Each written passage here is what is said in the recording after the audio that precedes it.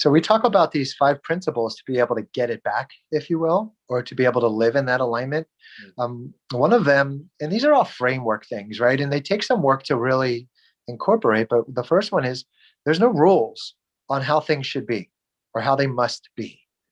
When we live by certain rules of, as a man, you need to be this way, or as a woman, you need to be this way, or as this, essentially we're treading down another person's path.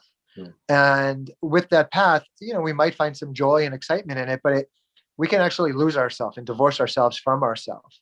So the only rule is to connect to the joy, to connect to the peace of mind, to connect to the passion. That's what I believe. Another one is to be able to look at it as if each time is the first.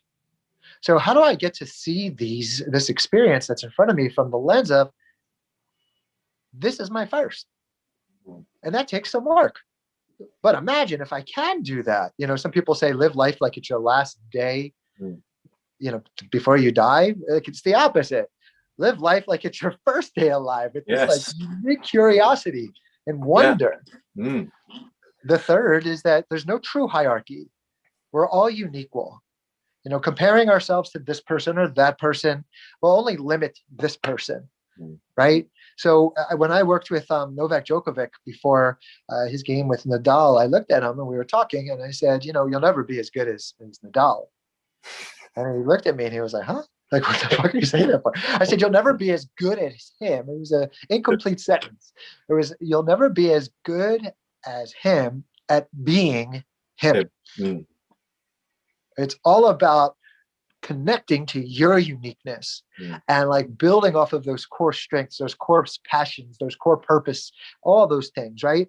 So there's no true hierarchy other than we're unique, and each of us have these unique gifts, strengths, and talents that we get to foster and develop.